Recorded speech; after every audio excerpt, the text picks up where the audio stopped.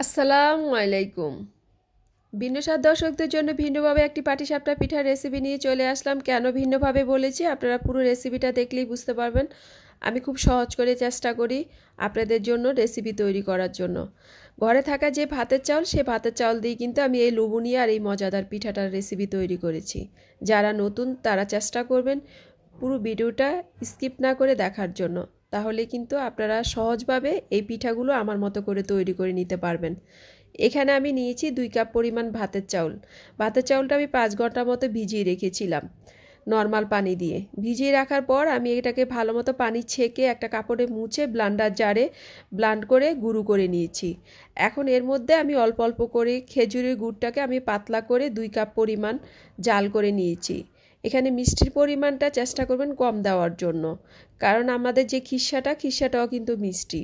আর এই পাটিসাপটার যে রুটিটা সেটাও যদি বেশি মিষ্টি হয় তাহলে ভালো হবে না। একটার মিষ্টি বেশি থাকতে হবে, একটার মিষ্টি কম থাকতে হবে, যার কারণে আমি রুটির মিষ্টিটা কম রেখেছি। আপনারা চাইলে কিন্তু আমি যে খেজুরের রসটা দিয়েছি সেখানে আপনারা দুধ দিয়ে চিনি দিয়ে কিন্তু এই ব্যাটারটা তৈরি করতে পারবেন, তাহলে আপনাদের রুটির যেটা সেই কালারটা কিন্তু সাদা আসবে। আমি খেজুরের গুড় দিয়ে করেছি কালারটা সুন্দরের জন্য, আর খেতেও খুবই মজা হয়। এভাবে অল্প অল্প করে কিন্তু আমার ব্যাটারটা তৈরি করা হয়েছে, ঘনত্বও না আবার পাতলাও না, আপনারা দেখেই বুঝতে পারছেন। এখন আমি এটা সাইডে রেখে একটা খিরসা তৈরি করব। আর খিরসার জন্য 1 লিটার তরল দুধ নিয়েছি। এই দুধটাকে আমি জাল করে আধা লিটার করে নিব। এখন আমি দিয়ে দিয়েছি 2টা এলাচ। আপনারা চাইলে এখানে এলাচের গুঁড়োও দিতে পারেন। দুধটা চুলা জাল হতে হতে আমি একটা খিরসার জন্য যে সুজিটা, সে সুজিটা তৈরি করব। আর সেই সুজিটা তৈরি করতে আমি পলার চাল নিয়েছি 1 কাপ পরিমাণ। এখন ব্লান্ডার জারে গুঁড়ো করে আমি সুজি তৈরি করেছি। এই চাউলটা কিন্তু আমি ধুই নেই, না ধুয়ে কিন্তু ভালো করে কাপড় দিয়ে মুছে কিন্তু ব্লান্ডার জারে গুঁড়ো করে নিয়েছি। এর মধ্যে দিয়েছি খেজুরের গুড়, দিয়ে আমি একটা ব্যাটার তৈরি করে সাইডে রেখে দিব। আমি এভাবে ডাইরেক্ট সুজিটা দুধের মধ্যে ঢালতে যাব না, তাহলে কিন্তু দলা পেকে যেতে পারে। সেজন্য আমি আলাদা একটা ব্যাটার তৈরি করে এটা সাইডে রেখে দুধটাকে শুকিয়ে নিব।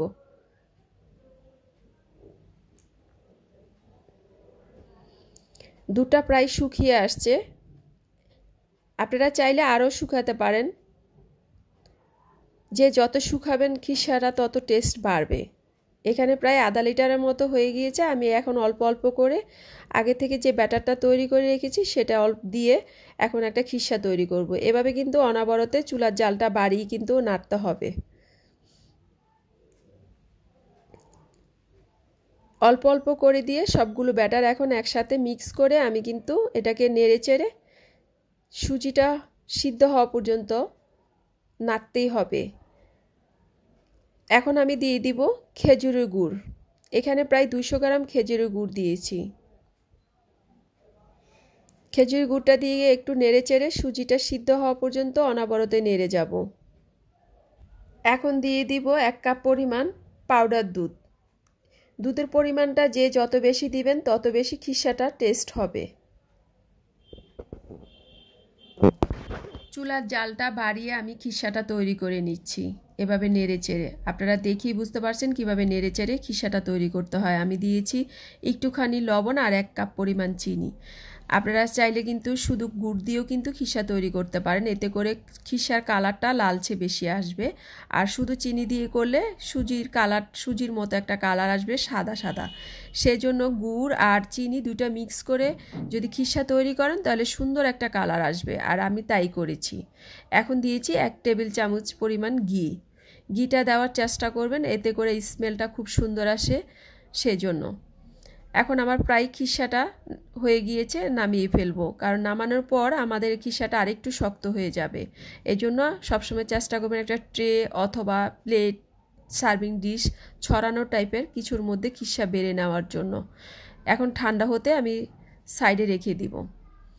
দিয়ে আমি একটা ফ্রাই প্যান বসিয়ে দিয়েছি। আগে থেকে যে ব্যাটারটা তৈরি করে রেখেছি চুলার জালটা একদম কমিয়ে আমি এখন একটা পাটিসাপটা পিঠার রুটি তৈরি করে নিয়েছি। রুটির মধ্যে আমি এভাবে করে খিরসাটা দিয়ে ফোল্ড করে নিচ্ছি। আপনারা দেখেই বুঝতে পারছেন কিভাবে করে ফোল্ড করে নিচ্ছি। আসলে সব কিছু বলে বোঝানো যাবে না, কিছু সময় দেখেও কিন্তু বুঝে নিতে হবে।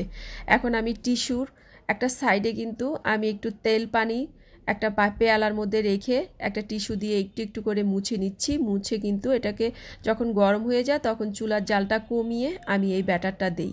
আর যতবার আপনারা ব্যাটারটা দিবেন ততবারই কিন্তু ব্যাটারটা কিন্তু নেড়ে আপনাদের দিতে হবে। এখন আবার খিসা দিয়ে আমি কিভাবে ফোল্ড করছি, আপনার যেভাবে সুবিধা হবে, কিন্তু খিসাটা সবসময় আপনার সামনের দিকটাই রাখবেন, তাহলে করে আপনার যেই পিঠার রুটিটা সেটা বটতে সুবিধা হবে। আপনার যেভাবে বটতে সুবিধা হয় পাটিসাপটা পিঠাটা, সেভাবেই কিন্তু আপনি ফ্রাই প্যানটা ঘুরিয়ে ঘুরিয়ে চেষ্টা করবেন পিঠাটা তৈরি করে নেওয়ার জন্য।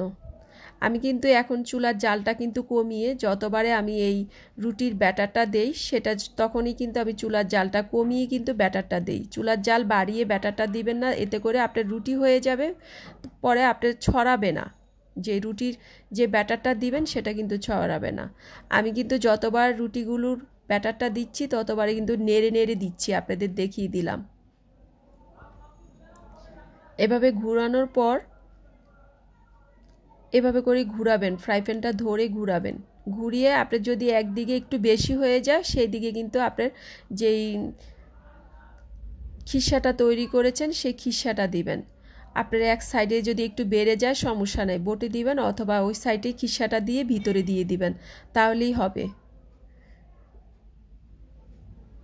এভাবে করে সবগুলো পিঠা কিন্তু একে একে করে আমি তৈরি করে নিচ্ছি। আর টিস্যু দিয়ে কিন্তু বারবারই মুছে নিচ্ছি। মুছে কিন্তু চুলার জালটা একদম কমিয়ে আমি ব্যাটারটা দিয়ে এরপর আমি ঘুরিয়ে ঘুরিয়ে খিসাটা আমার যেদিকে সুবিধা রুটিটা ফোল্ড করতে আমি সেদিকেই কিন্তু ঘুরিয়ে নিচ্ছি, আপনাদের সবভাবেই কিন্তু দেখিয়ে দিচ্ছি।